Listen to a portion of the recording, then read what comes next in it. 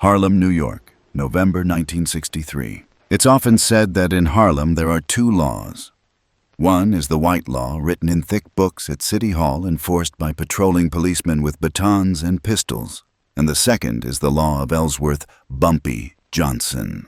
Bumpy's law isn't written on paper. It's written on the cracked pavements of Lenox Avenue, in the smoky haze of jazz clubs, and in the terrified eyes of those who dare to go against the wind. If white law can be bought with money, Bumpy's law can only be paid for with blood or loyalty. On a gloomy Tuesday afternoon, the New York sky was a leaden gray, preparing for a cold downpour. Bumpy Johnson sat at his usual table in the Lenox Lounge. Before him was a chessboard.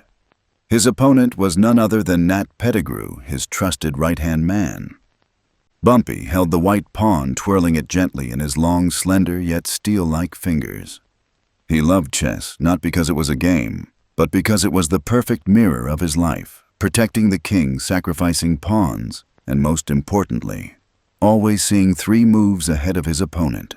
"You're losing focus, Bumpy," Nat whispered, his eyes never leaving the chessboard. Bumpy didn't answer immediately. He placed the pawn on E4. His gaze drifted to the window, looking out at the stream of people hurrying to escape the impending rain. "There's something in the air, Nat. The smell of chaos," Nat scoffed, lighting a cigarette.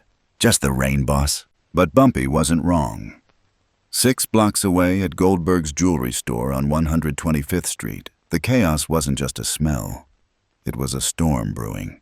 A black Chevrolet Impala with New Jersey license plates screeched to a halt in front of the shop. 4 men got out. They weren't Harlem. Their gait, their arrogant and unsuspecting glances betrayed that. They were a self-proclaimed gang from Hell's Kitchen, up-and-coming cowboys, hungry for quick money and fleeting fame. Their leader was Mickey the Lips, an Italian-Irish man known for his big mouth. They donned masks, pulled out shotguns, and stormed into Goldberg's shop. The robbery should have been quick and clean. 3 minutes. Smash the display case, grab the diamonds, and disappear. That was the plan. But Harlem was a living thing, and it didn't like outsiders messing with its body. When the alarm shattered the silence, everything crumbled. The shop owner, Mr. Goldberg, instead of surrendering stealthily, reached for his gun under the counter. A deafening gunshot rang out. One of the robbers was shot in the shoulder. Mickey panicked. He fired wildly, not only at the shop owner, but also shattering the glass to make his escape. "Run, run!" Mickey yelled, dragging his wounded accomplice to the car. Police patrol appeared on the street corner. The blaring sirens mingled with the rumbling thunder.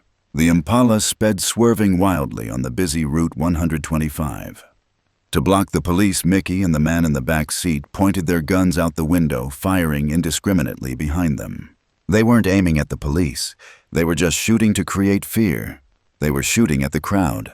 That fateful bullet had no eyes.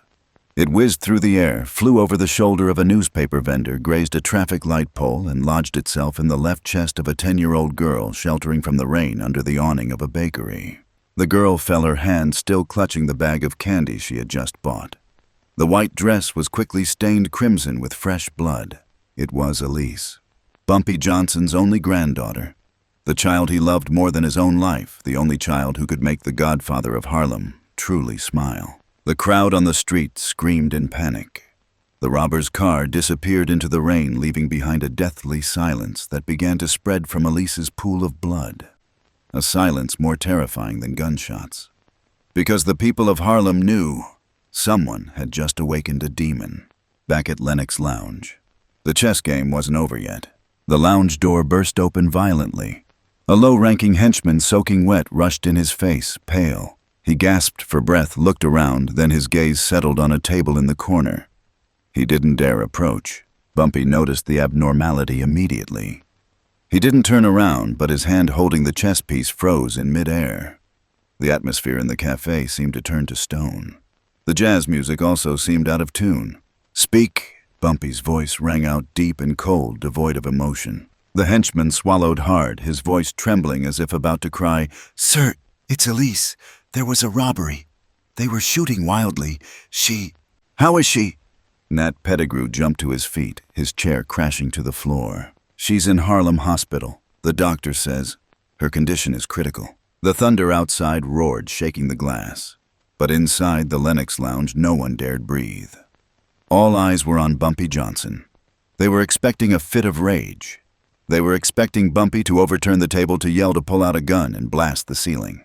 But no. Bumpy slowly placed a pawn on the chessboard. He stood up, adjusted his vest, and buttoned his coat. His face was as still as a winter lake, but in his eyes a dark fire blazed. It wasn't the fire of impulsive anger. It was the fire of calculated destruction. "Get the car ready," Bumpy said softly, "and call everyone. Campo, the scouts, even the newspaper boys. I want to see them all here at 6 o'clock tonight." "What about the police, Bumpy?" Nat asked, concerned about the presence of law enforcement. Bumpy turned to look at Nat. His gaze sent a shiver down the spine of even the seasoned gangster. "Tonight there are no police in Harlem. Only me." Harlem Hospital reeked of disinfectant and despair. Bumpy walked down the corridor, the sound of his leather boots on the cold tile floor creating a deathly rhythm. Doctors and nurses parted as if making way for a king or a grim reaper. He stopped in front of the emergency room. His wife, Mamie, sat slumped in a chair, sobbing uncontrollably. Seeing Bumpy, she rushed forward, pounding his chest. "You promised," she cried out in anguish. "You promised your filthy world would never touch her." "Why, Ellsworth, why?" Bumpy didn't flinch. He embraced his wife, letting her pour out her pain onto him. But his eyes didn't meet hers. His eyes peered through the emergency room window, where little Elise lay motionless, covered in tubes and wires, her face as pale as paper. He saw his granddaughter's blood-soaked shirt discarded in the medical waste bin. That red color triggered something primal in Bumpy's brain. He gently helped his wife sit down and kissed her forehead. "Mamie," he whispered, his voice filled with a sinister vow. "I won't just find them. I'll teach them, and this city, a lesson about the price of touching Bumpy Johnson's flesh and blood.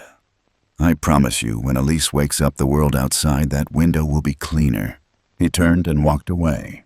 The moment he stepped out of the hospital door, Ellsworth Johnson, the kind old man, was dead. Only Godfather Bumpy remained. Back at Lenox Lounge, it was already pitch dark. The rain had stopped, but the atmosphere was heavy. Inside, more than 30 of the Harlem underworld's most notorious figures had gathered. There were cold-blooded assassins, mob bosses, and informants. But now, all were silent, heads bowed. Bumpy stood before them. He didn't need to shout to assert his authority. A group of 4, a jersey-plated Chevy Impala. "They're outsiders." Bumpy began, his voice echoing throughout the room. "They came to our house, stole from our people, and spilled the blood of my granddaughter." He paused, his gaze sweeping over each person. "The police are looking for them to bring them to trial. But I don't need a court. I don't need a judge. And I certainly don't need a jury." Bumpy pulled out a cigarette, and Nat immediately lit it. "I want Harlem sealed off. Not a single rat to come out of the sewers without my knowledge. Search every boarding house, every cellar, every abandoned warehouse. Ask the prostitutes, ask the shoe shiners. Find that car. Find them." One of his henchmen raised his hand. "When we find them, should we execute them immediately, boss?" Bumpy took a long drag on his cigarette, exhaling slowly. The smoke obscured half his face, revealing only his cold, sharp eyes. "No." Bumpy shook his head. "Killing them is too easy. That would be a favor. I want them alive. I want them afraid. I want them to feel my breath on the back of their necks every second. I want them to know that hell isn't underground, hell is Harlem." He slammed his hand down on the table, the sound echoing like a judge's gavel pronouncing a death sentence. "You have 7 days. I want them back here unharmed. Now go." The crowd dispersed like a swarm of bees scattering into the alleys of Harlem. Bumpy stood alone in the room, looking out the window. The streetlights were on. Outside, the 4 robbers were hiding, trembling as they counted their money and hoped for dawn. They didn't know that this night would never end. They had just made the biggest mistake of their lives. They had transformed Bumpy Johnson from a crime boss into the most ruthless avenger in New York history. And the cat-and-mouse game had only just begun. Day 3, FBI New York Branch Headquarters. Agent Frank Reynolds stood by the 5th-floor window, looking down at the bustling Manhattan streets. In his hand was a cold cup of coffee and a preliminary report on the Harlem shooting.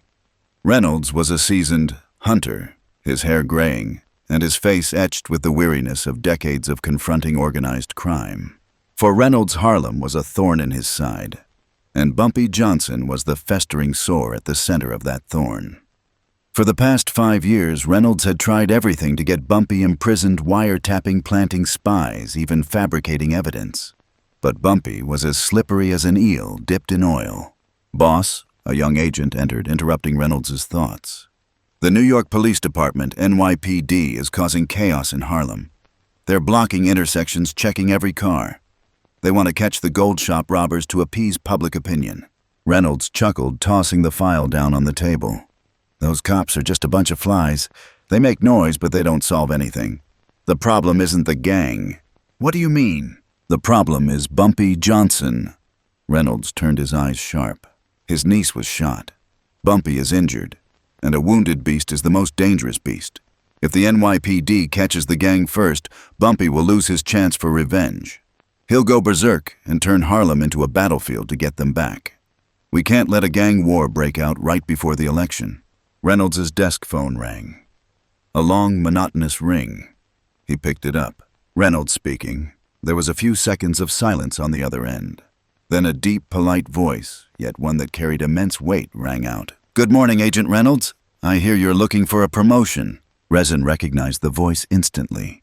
Whether on the phone or in person, that calm, almost arrogant tone could only belong to one person.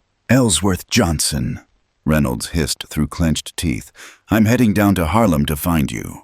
Don't think you can enforce the law on your own. If you touch those robbers before the police, I'll send you to Alcatraz immediately."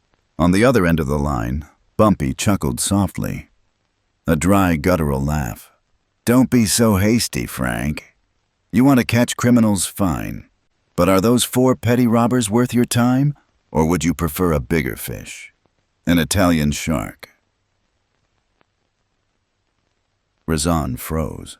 "What do you mean?" "I know you're desperate for the Genovese heroin supply. I know you're stuck trying to find their warehouse.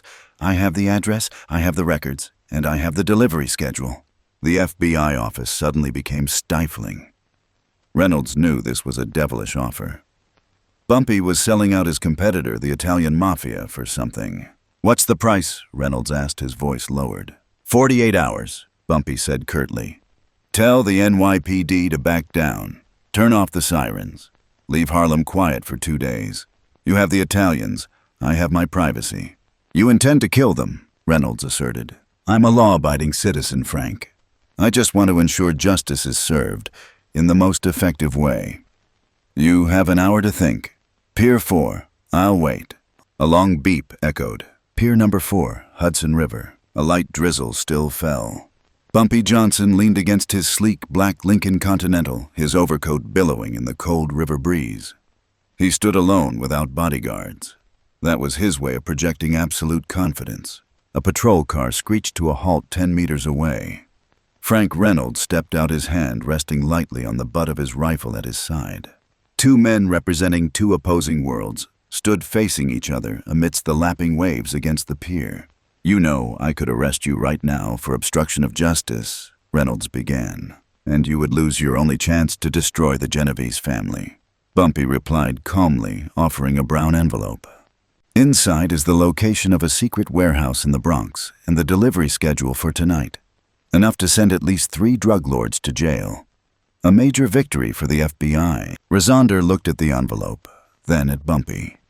The internal struggle was evident on the agent's face. He knew accepting this envelope was selling his soul to the devil. He knew what Bumpy would do with the 4 robbers. But the pressure from his superiors to dismantle the drug ring was too great. "Why?" Reynolds asked. "Why are you doing this? You hate the police and you don't like betraying people in the underworld." Bumpy took a step closer, his eyes darkening as deep as the Hudson River. "Because they broke a taboo, Frank. Business is business. Shooting is part of the game. But kids..." Bumpy's voice faltered slightly, but quickly regained its steely composure. "Children are innocent. When someone shoots a child, he is no longer a criminal. He is a wild beast, and wild beasts don't need a trial." Reynolds was silent for a long time. Finally, he snatched the envelope from Bumpy's hand. 48 hours. Reynolds set his voice hoarse. I'll withdraw the NYPD under the pretext of restructuring the investigative force.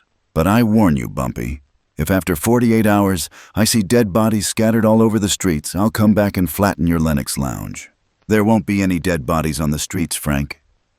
Bumpy adjusted his collar, turning his back and walking towards his car. Harlem is very good at keeping secrets. Raisin watched Bumpy's car disappear into the fog. He knew he had just signed the death warrant for those 4 robbers. But he also knew that justice sometimes requires closing one eye to keep the other wide open. 12 noon that same day. In a damp basement in East Harlem, Mickey the Lips and his 3 accomplices huddled on worn-out mattresses. The room reeked of dampness, the sour smell of sweat, and the stench of fear. On the table lay a pile of stolen cash, glittering diamonds, but not a single piece of bread. "I'm starving, Mickey," the youngest named kid groaned. "The bullet wound in my shoulder is starting to fester. We need a doctor." "Shut up!" Mickey yelled, his pistol clutched. He peered through a gap in the nailed-down window pane. "Can't you hear anything?" They all fell silent, listening. No police sirens, no helicopters circling overhead. An eerie silence enveloped the neighborhood. "The police are gone?" another one exclaimed hopefully. "They gave up. I told you in this slum, human life is worthless. They don't care about that girl." Mickey breathed a sigh of relief. He tucked his gun into his waistband. "All right, looks like it's calm now. Tony, you go get something to eat. Kid, you stay put. We'll find a way to sneak back to Jersey tonight." Tony, the biggest guy in the group, pulled his oversized coat over his gun and cautiously opened the hatch to leave the cellar. The blinding sunlight made him squint. The street looked normal. Children played, old people sat on their porches. Tony pulled his hood down and hurried toward the general store on the corner. He went inside, grabbed some loaves of bread, some cold cuts and bandages. He tossed a $50 bill onto the counter. "Keep the change," Tony said generously. The store owner, an old black man with thick glasses, looked at the bill, then slowly looked up at Tony's furtive face. He didn't take the money. "I have nothing to sell you," the old man said slowly. "What?" Tony snapped. "The bread's right there. Here's the money. Are you going to sell or not?" The old man pushed the bill back towards Tony. His hand trembled, but his eyes were unusually resolute. "Don't you understand human language? We don't sell to strangers here, especially not to those with a Jersey accent." Tony was furious. He slammed his hand down on the table. "You want to die, old geezer? Sell it now before I—" Suddenly, Tony felt a chill down his spine. He turned around. The shop was blocked. 2 tall men in black suits were standing there, having appeared out of nowhere. They said nothing, just stood with their arms crossed, staring at him. Looking out the window, Tony saw a scene that made his heart stop. The children playing suddenly stopped staring at the grocery store. The old people on the porch also stopped talking, their eyes fixed on him. The whole neighborhood was looking at him. Their gaze wasn't one of curiosity. It was the look of gazelles surrounding a wounded hyena waiting for the lion to appear. "Hey, buddy," one of the 2 men in suits said, his voice soft but chilling. "Bumpy sends his regards. He says your money is worthless in Harlem. Only your life is worth anything." Tony panicked. He pulled out his gun. "Get out of the way. I'll shoot." He kicked over the shelves and dashed through the back door of the grocery store. He ran frantically through the dirty, narrow alleyways.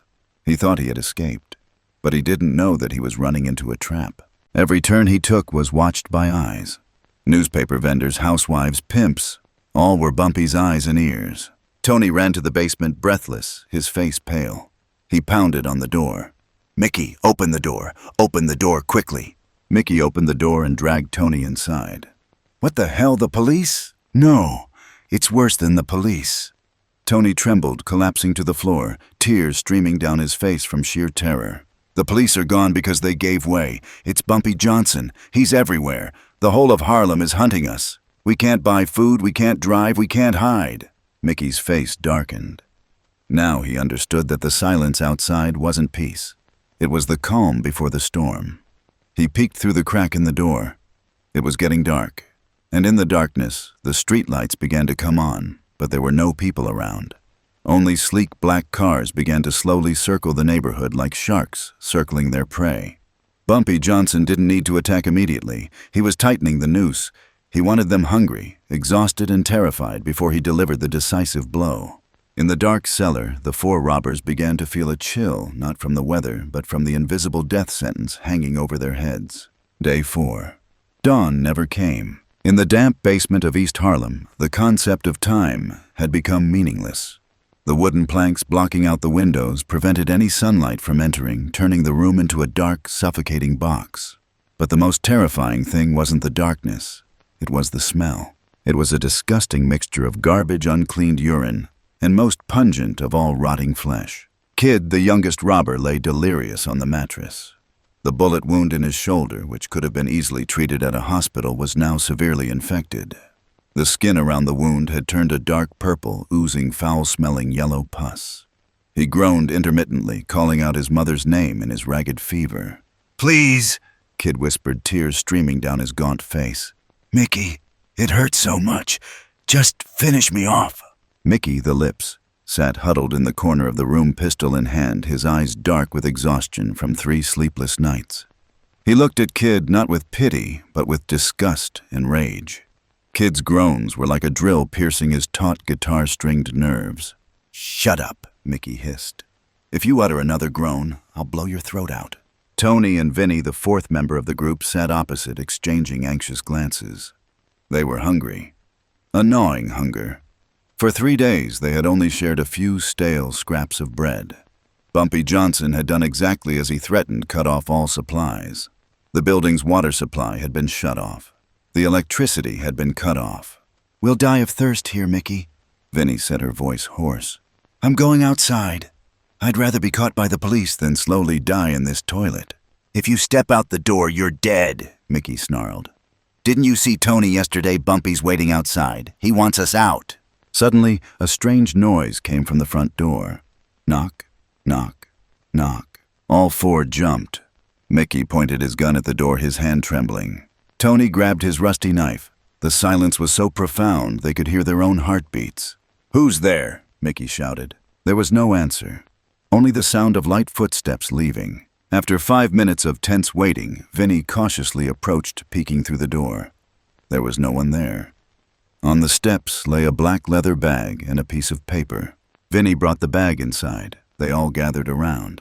"Food?" Tony asked hopefully. Mickey snatched the bag, dumping it on the floor. What fell out sent chills down their spines. A grease-stained handsaw, a cheap bottle of whiskey, and a roll of old bandages. Vinny picked up the piece of paper.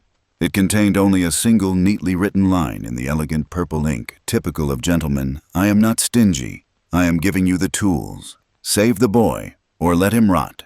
The choice is yours, BJ." Mickey looked at the handsaw, then at Kid's shoulder. He understood Bumpy's message. The Harlem boss wasn't preventing the treatment. He was encouraging them to torture each other. "No, no!" Kid saw the handsaw scrambling backward, his eyes wide with horror. "Don't, Mickey, don't!" "You stink already, Kid," Mickey said, his voice emotionless, opening the bottle of whiskey. He gulped down a large mouthful and poured the rest onto the blunt saw. "I can't let you die from infection. If you die, who will carry the money?" "Hold him," Mickey ordered Tony and Vinny. Kid's desperate scream rang out, tearing through the quiet night of East Harlem. Outside passers-by only bowed their heads and quickened their pace. They knew what that sound was. It was the sound of an execution. Across the street, on the second floor of a closed cafe, Bumpy Johnson sat in the shadows, a glass of cognac in his hand. He didn't smile, showed no emotion. He simply listened to the screams emanating from the basement opposite, as if enjoying a mournful piece of music. "Boss?" Nat Pettigrew whispered from behind him. "Vinny seems to be wavering. He's peeked out the window 3 times in the last hour and a half." Bumpy took another sip of his cognac. "Fear is a virus, Nat. It spreads faster than the plague. It's time to sow the seeds of betrayal." Day 5. The collapse. The stifling heat of the basement, coupled with the pungent smell of blood after the amateur surgery, made the air thick with tension. Kid had been unconscious since yesterday, his breath weak as a flickering candle in the wind. The jagged cut on his shoulder wouldn't stop bleeding, soaking the dirty bandages. But something worse was happening in the minds of the other 3. Early in the morning, an old newspaper was slipped through the crack in the door. Tony picked it up and read it. The front page didn't mention the robbery. But in the news brief, a line circled in red read, "New York police find a jersey-plated Impala abandoned in the Bronx. Rumors say a suspect has secretly made a deal with the prosecutor to testify." Tony read the line, his eyes darting back and forth. He glanced at Mickey, then at Vinny. "A suspect has agreed to the deal," Tony muttered. "Don't believe that nonsense." Mickey brushed it off, but his grip on the gun tightened unconsciously. "That's Bumpy's psychological trick. How do you know?" Vinny suddenly stood up, his voice sharp. "You were the only one outside making a phone call on the first day. You said you were calling a supplier, but who knows who you were calling? You suspect me?" Mickey pointed the gun at Vinny's face. "I'm your boss." "Boss my ass!" Vinny yelled, fear turning into furious rage. "You brought us to this godforsaken place. You shot that girl, and now you're going to betray us to get away with it, aren't you?" "Stop it," Tony intervened, but his eyes were also filled with suspicion as he looked at Mickey. The seed of suspicion Bumpy had sown had sprouted into a poisonous plant. That night, taking advantage of Mickey's exhaustion and falling asleep, Vinny decided to act. He didn't trust Mickey, and he certainly didn't want to die here. He remembered the rumors Bumpy Johnson was a man of honor. If he turned himself into him, revealing Mickey as the mastermind, perhaps, just perhaps, he would live. Vinny crept out the back door, slipping into the night. The air outside was bitterly cold, but strangely fresh. Vinny took a deep breath, feeling freedom so close. He followed the narrow alleyways, heading towards Lennox Lounge. He intended to go there and beg for mercy, but Vinny never made it. As he turned into a dark alley near 135th Street, two large dark figures jumped down from the rooftops, blocking his path. Vinny was about to draw his gun, but a steel fist struck him in the temple, blinding him. He was thrown over his head in a sack and dragged away like a dead dog. Not a single gunshot, not a single superfluous word. A chillingly professional silence. Friday morning, Mickey woke up to Tony's frantic shouts. "Mickey, get up! Look out the window!" Mickey jumped up and rushed to the crack in the door. The sight outside made the blood in his veins freeze. Right in front of their bunker, their Chevrolet Impala had been brought back. It was parked neatly in the middle of the road, clean and gleaming as if freshly washed. But the horror lay on the hood. It was Vinny. Vinny's body was bound and bent over, sitting on the hood like a tattered rag doll. He was dead. But the way he died was the message. His mouth had been sewn shut with fishing line. A white piece of paper was pinned to his chest with red lettering, "He talks too much." Around the car, the people of Harlem walked calmly as if the corpse were part of the urban landscape. No one called the police. No one screamed. They understood that this was Bumpy's justice. Inside the cellar, Tony vomited violently onto the floor. Mickey recoiled, his back hitting the wall, sliding to the ground. The gun in his hand fell to the floor. He captured Vinny right under our noses." Tony groaned, tears and snot streaming down his face. "He's a devil. Mickey, we're playing with the devil." Mickey looked at his comrade's body through the crack in the door, then at Kid, who was unconscious. He realized the cruel truth. Bumpy didn't need to come in here. Bumpy was just playing around. He was peeling away their protective layers one by one until only the bare core of fear remained. "We can't hide anymore," Mickey whispered, his eyes glazed over. "He wants us to see him. He's inviting us to his trial." Tony looked at Mickey, then suddenly grabbed the gun from the floor. He pointed it at Mickey. "Not we, Mickey," Tony said, his voice trembling but filled with murderous intent. "I'll bring you to him. Perhaps your head will be mine." The false solidarity finally crumbled. In the foul-smelling basement, amidst the stench of death and despair, the rats began to tear at each other. And in Lennox Lounge, Bumpy Johnson placed his queen on the chessboard. "Checkmate," he said softly. The cellar door burst open. Tony emerged, gun in hand, the other gripping Mickey the lips by the neck.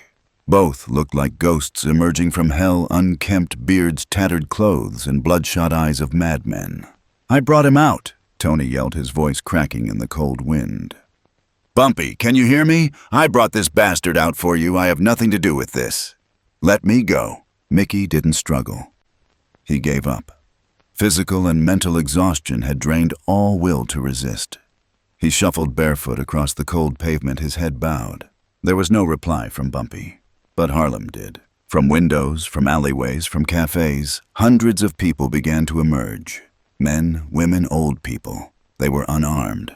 They just stood there forming two silent human barriers along the street leading straight to the Lenox Lounge. It was a surreal and terrifying sight. A path of honor for condemned men. No one threw stones, no one cursed. The silence of the crowd weighed more heavily than 1,000 threats. Their eyes were like thousands of needles piercing the flesh of the two robbers. Tony swallowed his throat dry. He pushed Mickey forward, stepping between the two lines of people. He felt like a mouse walking into a snake's mouth. When they reached the entrance of the Lenox Lounge, the crowd parted.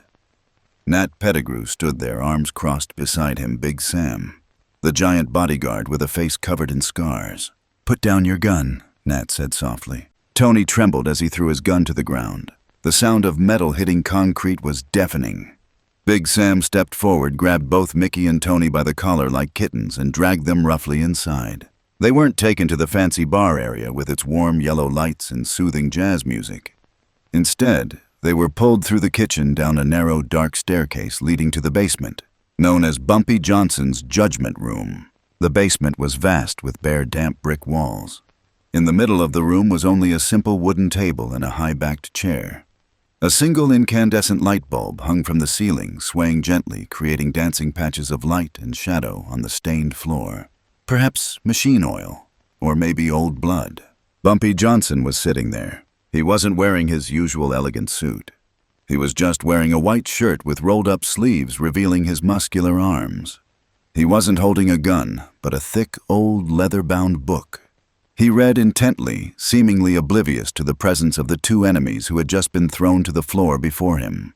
Big Sam tied Mickey and Tony to two iron chairs opposite Bumpy. The clanging of the chains echoed in the silent space. Tony gasped for breath, trying to force a pleading smile. "Mr. Bumpy, sir, I did exactly as you wanted. I brought him here. Kid is dead in the basement you dealt with Vinny. Only Mickey remains. He's the ringleader. He pulled the trigger. I was just the driver. I'm innocent." Bumpy slowly closed his book. He took off his glasses and placed them gently on the table. He looked at Tony. His gaze held no anger but the curiosity of an entomologist observing a beetle. "Innocent?" Bumpy asked again, his deep, warm voice echoing. "Young man, do you know the definition of accomplice?" "But I betrayed him," Tony protested, sweating profusely. "I chose sides. I chose your side." Bumpy stood up. He walked slowly around the table, his shoes tapping rhythmically. He stopped behind Tony, placing his hands on his shoulders.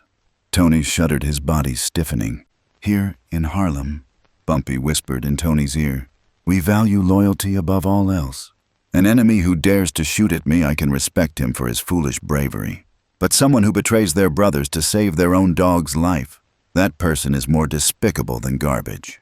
Tony's jaw dropped. His face drained of color. He realized he had miscalculated. He thought betrayal was a ticket to success, but to Bumpy, it was the quickest death sentence. "Big Sam," Bumpy commanded softly. Without waiting for another word, Big Sam pulled a thin piano wire from his jacket pocket.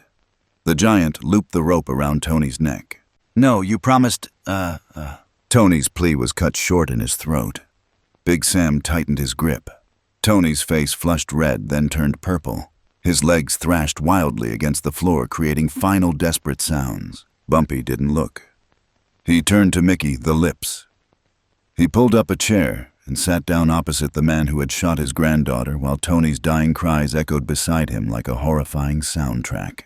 Mickey stared at Bumpy. He didn't cry like Tony. He knew his fate was sealed. In this final moment, his overwhelming fear had transformed into utter numbness. "You've won," Mickey whispered, his voice hoarse. "Kill me.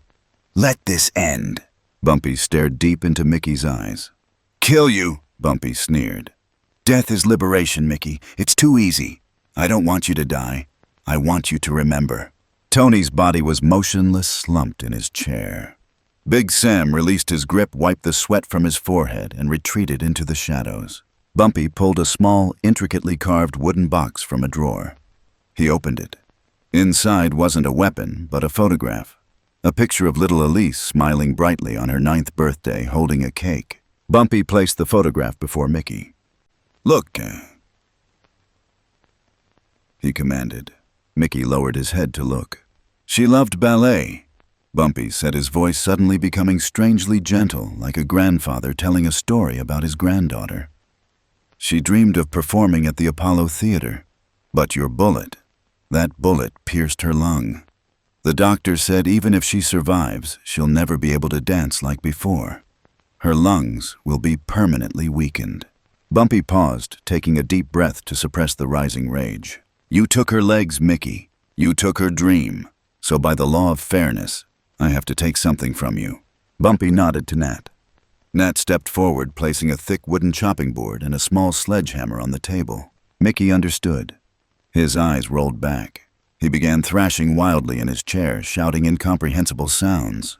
No, not my hands, kill me. Shoot me in the head, don't take my hands. For a gunman, hands are life. For a man, hands are tools for earning a living for survival. Losing his hands would render him a cripple, a parasite, a useless outcast rejected by society. Keep him, Bumpy said coldly. Big Sam and two of his henchmen lunged forward, pinning Mickey to the table. They pulled out his right arm, the arm that had held the gun and fired into the crowd that day, and forced his hand outstretched on the wooden chopping board. Mickey wailed, tears and snot streaming down his face. Oh God, Bumpy, I beg you, I swear I'll never hold a gun again. Bumpy stood up, picking up a hammer. He wasn't going to leave this to his henchmen. This was family business. This was the responsibility of the leader. You're right, Mickey, Bumpy said, raising the hammer. You'll never hold a gun again. That's a promise I'll keep for you. Crash. The hammer struck down forcefully and decisively.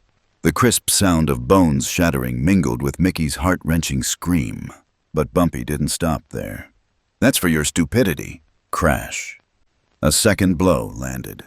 That's for the chaos you brought to Harlem. Bumpy turned to Mickey's left hand. And this, Bumpy gritted his teeth, his eyes blazing. This is for Elise. Crash. Mickey fainted from the excruciating pain. His hands were now nothing but a mangled mess of flesh and bone. Blood splattered onto Bumpy's white shirt, forming crimson flowers. Bumpy dropped the hammer onto the table. The dry sound ended the trial. He pulled out a handkerchief, wiped the blood from his face, and adjusted his sleeves. His breathing was steady, as if he had just chopped a piece of beef rib, not a human hand. Bandage him, Bumpy ordered Nat. Don't let him die from blood loss. Then throw him and Tony's corpse in front of the District 28 police station. And Mickey too, Nat asked. You want to let him go? He's worse off dead than alive, Nat. Bumpy looked at Mickey's lifeless body, slumped on the table. Let him live the rest of his life as a cripple begging on the very streets he intended to rob. Every time he looks down at his hands, he'll remember the name Bumpy Johnson. That's the eternal punishment. Bumpy took Elise's photograph and carefully tucked it into his breast pocket closest to his heart. Clean up, and tell my men to reopen the bars. Harlem will be operating normally tomorrow. He ascended the stairs, leaving behind the basement reeking of blood and death. Outside, the rain had stopped. The dark clouds began to disperse, revealing a few twinkling stars in the New York night sky. The 7-day purge was over, but the legend of Bumpy Johnson had just been given another bloody chapter. Saturday morning. Outside the 28th Precinct Police Station, the early morning fog still enveloped the Manhattan streets, creating a hazy, opaque white veil. FBI agent Frank Reynolds stepped out of his car, a steaming cup of coffee in his hand, but it couldn't dispel the bone-chilling cold.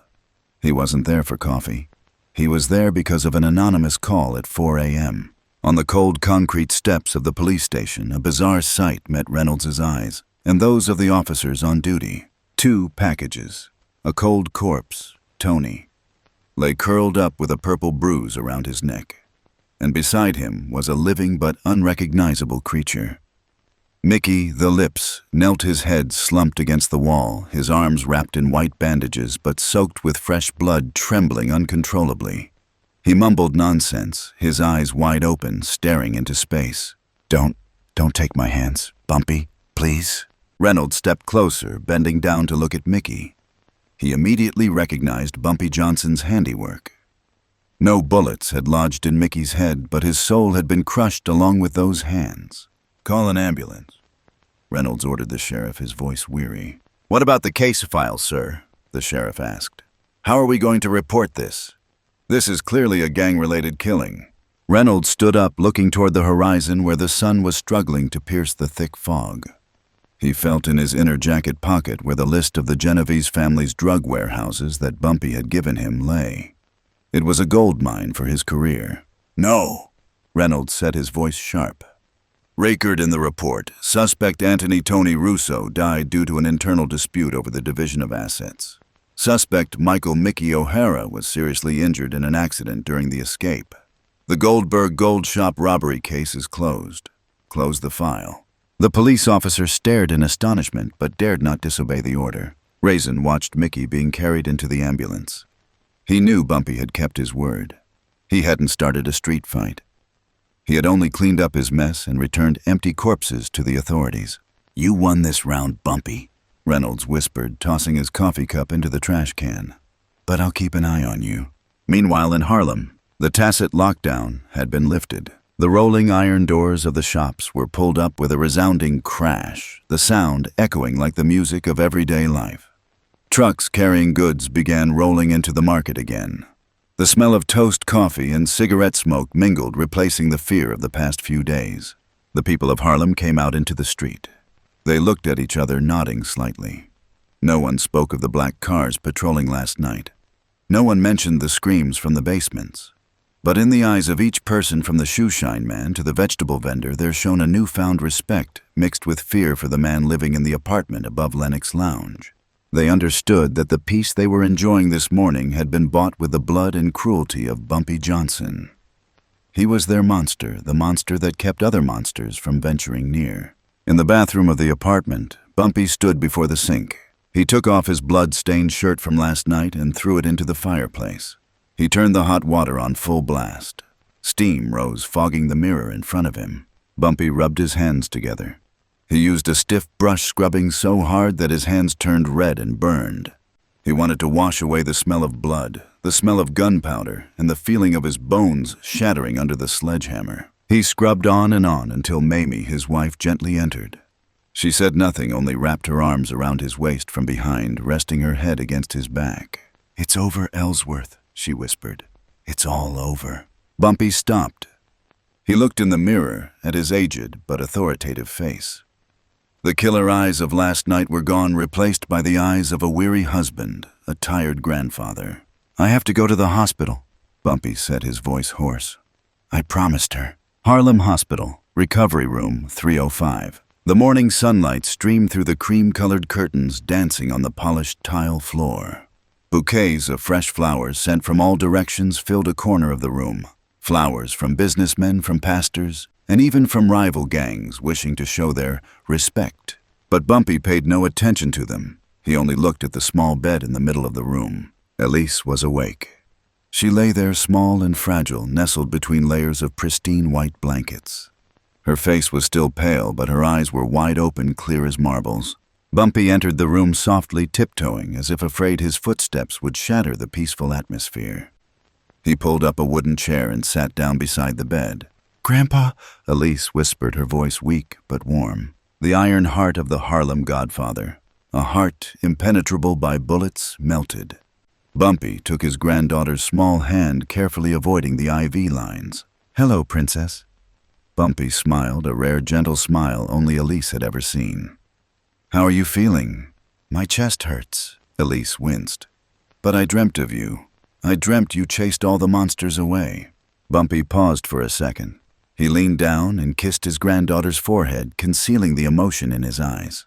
"Yes, Elise," he whispered. "I chased them away. They will never come back to hurt you or anyone here again. I promise." "Are you peeling an apple for me?" Elise looked at the small knife and the red apple on the table. Bumpy picked up the apple. He pulled a tiny penknife from his vest pocket, the only knife he had with him at the moment. His hands, which had just smashed the enemy's hands with a sledgehammer the night before, now skillfully and gently peeled the thin, even layers of apple skin. The long, winding strings of apple peel fell onto the plate unbroken. He cut a small piece of apple and offered it to Elise. She ate it with relish. "It's delicious, Grandpa." Bumpy watched his granddaughter eat, his heart heavy with thought. Elise would grow up. She would hear the rumors about him. She would know he wasn't just the kind apple-peeling grandfather, but also the devil of New York. Would she be afraid of him? Would she forgive the sins he had committed to protect her? He didn't know the answer, but he knew he accepted the price. If it meant this smile, the safety of this family, he was willing to become a devil 1,000 times over. Ellsworth, Mamie called softly from the doorway. There's a phone call. It's Malcolm X. He wants to know if everything is all right. Bumpy got up and smoothed the blanket over Elise. Sleep a little longer, okay? I'll be right here. He stepped out into the hospital corridor, his tall figure casting a long shadow on the floor. Through the corridor window, Bumpy looked down at the Harlem streets below. People and cars bustled about. Life went on. Children were running and playing on the sidewalk where Elise had fallen. The bloodstains had been washed away. But Bumpy knew Harlem had changed, and so had he. The past 7 days had been a reminder to the world. You can steal Bumpy Johnson's money, you can take Bumpy Johnson's territory, but if you touch Bumpy Johnson's family, you'll wish you were never born. He picked up the telephone receiver, his eyes still fixed on his kingdom. Hello, Malcolm, Bumpy said, his voice calm and firm again. Everything's all right. Harlem is peaceful. He hung up. Silence returned, a silence of absolute power. If there was one golden rule in the New York underworld of the 1960s that any criminal had to know by heart, it was you can fight for territory, you can rob, but you absolutely must not touch Bumpy Johnson's family. Today I want to tell you about the bloodiest yet quietest week in Harlem history, the story of 4 idiotic robbers who accidentally injured the Godfather's granddaughter and the terrible price they paid. This wasn't just revenge, it was a masterpiece of psychological manipulation. Imagine the scene, a chaotic robbery, a stray bullet, and the victim was innocent Elise. Any other mob boss would probably have sent troops to search the city for the culprit, but Bumpy Johnson didn't. What gives me goosebumps at the beginning of this story is his silence. Bumpy doesn't yell. He sat down, played chess, and ordered a lockdown of Harlem. You see, Bumpy's fear wasn't in his muscles, but in his cool head. He turned the entire neighborhood into a giant cage, and he held the key. A move fit for a chess master. But what makes this story so compelling is how Bumpy handled the police. He knew he couldn't act if the FBI kept lurking around. Can you believe it? A black crime boss negotiating on equal footing with the FBI. Bumpy used his enemy, the Italian mafia, as leverage. He sold information to buy 48 hours of legal blindness. This detail shows Bumpy's vision. He was willing to sacrifice business interests for justice for his family. When the police retreated, that's when the real execution began. This is the most brutal part and the part that most clearly demonstrates Bumpy Johnson's cruelty. He didn't kill them immediately, he isolated them. Put yourself in the robber's shoes. You're in the middle of Harlem, but no one will sell you a loaf of bread. You're injured, but there's no doctor. And worse, Bumpy sends you a saw instead of medicine. He forces them to cut their own flesh and then to bite and tear each other apart. In my opinion, Bumpy didn't just want to punish their bodies, he wanted to destroy their souls first. He turned fear into a virus so that those criminals would kill each other out of suspicion. That's the pinnacle of the using someone else's knife to kill tactic. And then the inevitable end came. The last 2 survivors were dragged before Bumpy. Not in a luxurious courtroom, but in the damp basement of the Lenox Lounge. The scene of Bumpy smashing Mickey's hands with a sledgehammer. Honestly, reading that made me shudder. But if you think about it, it's a deeply symbolic punishment. He used his hands to pull the trigger and harm a child, and Bumpy took those hands. He didn't kill him, he left him to live as a cripple. A punishment more painful than death. Bumpy wanted him to become a living warning sign for the entire underworld to look at. The story concludes with Bumpy washing his hands and returning to the hospital. The moment he sits down to peel an apple for his granddaughter Elise is truly a powerful emotional moment. A man who had just crushed the bones of his enemy with a sledgehammer is now gently holding a small knife and peeling slices of apple for his granddaughter. That is the fascinating contradiction of Bumpy Johnson, a devil to his enemies, but a guardian angel to his family.